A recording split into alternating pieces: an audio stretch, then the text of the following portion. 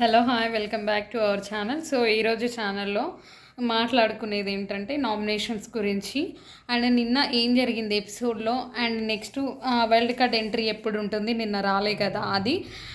నామినేషన్లో ఎవరు ఫేర్గా వేశారు, ఎవరు నార్మల్ రీజన్స్తో వేశారు అది.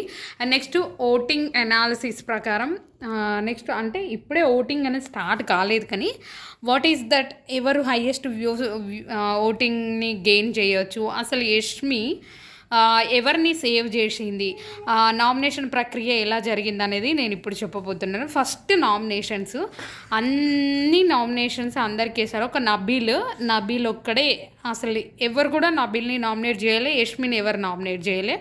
నిఖిల్ని నామినేట్ చేశారు, నైనికని నామినేట్ చేశారు. ఇలా అందరూ ఒక్కొక్క రీజన్స్తోని నామినేట్ చేశారు. నాకు సిల్లీ నామినేషన్ ఏమనిపించింది అంటే పృథ్వీ నైనికను నామినేట్ చేస్తాడు కావాలనే. నేను పర్టికులర్గా చూసిన పృథ్వీకి హింట్ ఇచ్చింది ఎవరు అంటే సోనియా చేయబట్టే నైనిక నామినేట్ అయింది. సోనియా కావాలనే చేస్తుందా లేకపోతే బ్యాక్ స్టెప్ వేసి గేమ్ ఆడుతుందా అని నాకు అర్థం అవ్వట్లేదు. తనకి ఎందుకు అంతదో నాకు కూడా అర్థం అవ్వట్లేదు.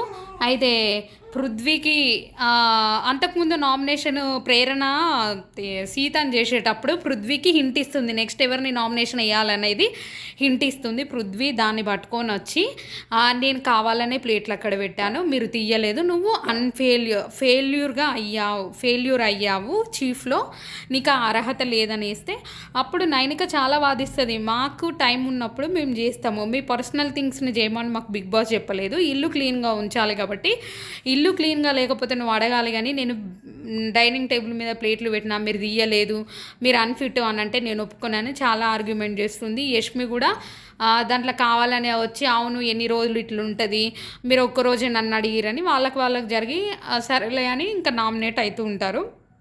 నామినేట్ అయ్యాక నెక్స్ట్ అంతా అయిపోతుంది. అంతా అయిపోగానే యష్మికి బిగ్ బాస్ ఒకటి ఛాన్స్ ఇస్తాడు, డైరెక్ట్ నామినేట్ ఒకరిని చేయాలి, నెక్స్ట్ నెక్స్ట్ వచ్చేసి ఒకరిని సేవ్ చేయాలి. దాంట్లో ఖచ్చితంగా ఇక్కడ గ్రూప్ గేమ్ ఆడిండు, ఫ్రెండ్షిప్ అనాలిసిస్ చూపెట్టింది యష్మి అని నాకు అనిపించింది. ఎందుకనంటే ప్రేరణతోనే ఆల్రెడీ వర్క్ చేసింది కృష్ణ ముకుంద సీరియల్లో యష్మి వర్క్ చేసింది. అండ్ ప్రేరణను మరి ఓటింగ్ ఎనాలిసిస్ ఏమైనా తక్కువ ఉంటుందని దాన్ని సేవ్ చేసిందా, ఇవి కావాలనే సేవ్ చేసిందా నాకైతే అర్థం కాలేదు. సో సేవ్ చేసింది ప్రేరణను, అయితే డైరెక్ట్ నామినేట్ చేసింది విష్ణుప్రియను.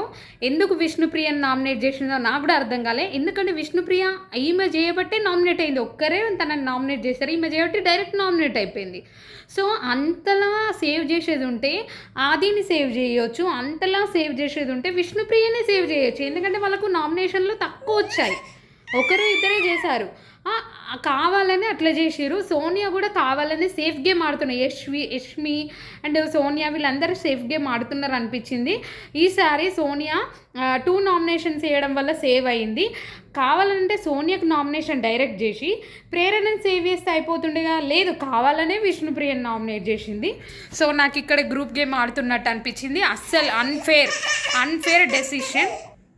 సో నాకు అనిపించిందంటే తను చేసింది అస్సలు ఫేర్గా లేదు, చాలా అన్ఫేర్గా ఉంది. సో అది నాకు నచ్చలేదు. అసలు ఒక చీఫ్ పొజిషన్లో ఉండి వాళ్ళ ఫ్రెండ్ని కాపాడడం ఏంటి. అండ్ ఇంకోటి నా అనాలిసిస్ ప్రకారం నేను ఒకటి చెప్తాను, యష్మి 2 వీక్స్ నుండి నామినేషన్లో లేదు, అవునా?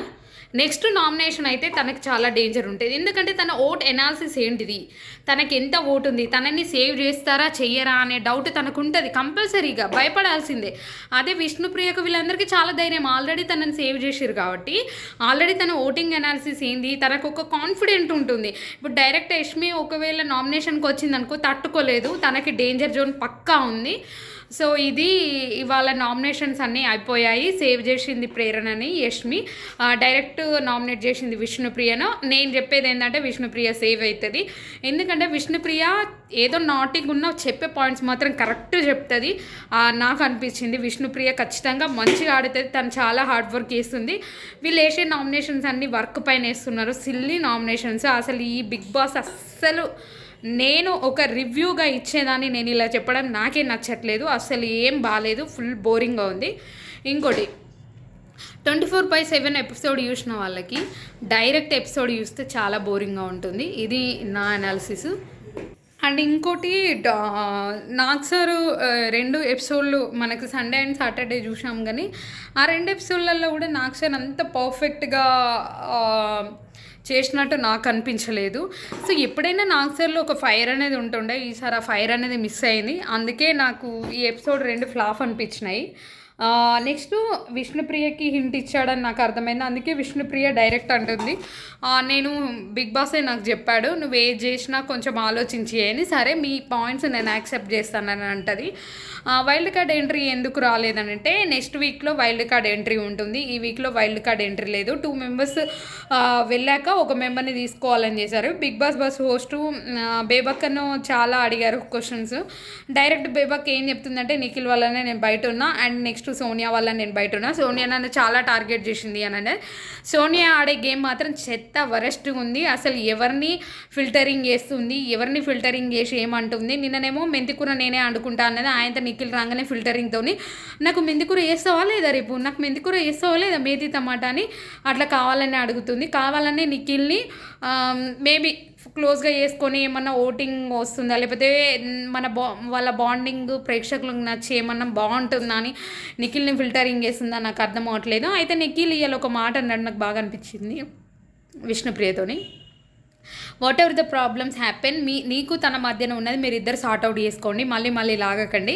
దానివల్ల నీకు మైనస్ అవుతుంది, తనకు మైనస్ అవుతుంది. నాకైతే ఎవరు అడిగారు బయటకు వెళ్ళినా నాకు అంత ప్రాబ్లం కూడా ఉండదు, నాకు అంత ఫరక్ కూడా పడదు అన్నట్టు మాట్లాడిండు.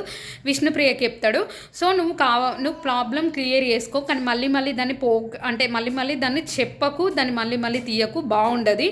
తనకు ప్రాబ్లం అయితే నీకు ప్రాబ్లం అయితే. నాకు ఇక్కడ నిఖిల్ బాగా నచ్చిండు, ఎందుకంటే విష్ణుప్రియని స్పోర్టిగా తీసుకున్నాడు, అసలు తనని ఏం అనలేదు, అలా ఉండాలి. నెక్స్ట్ వచ్చేసి ఇవాళ నిఖిల్ చాలా ఫీల్ అవుతాడు. నాకు తెలిసి యష్మి ప్రేరణను నిఖిల్ నామినేట్ చేసిందని ప్రేరణ సేవ్ చేస్తుందా అని ఫీల్ అయిందా మరి నాకేం అనిపించలేదు, ఎందుకంటే వాళ్ళు 3 మెంబర్స్ ఫ్రెండ్స్ కదా ముందు నుండే. ఇది అండి ఇవాళ ఎపిసోడ్ రివ్యూ. ఇంకా చాలా ఉంది, బట్ అంతా కూడా అంత చెప్పాల్సిన అంత లేదు. సో నెక్స్ట్ ఎపిసోడ్ని మళ్ళీ కలుద్దాం. Thank you so much for watching my channel. Stay tuned. Nikki real talks.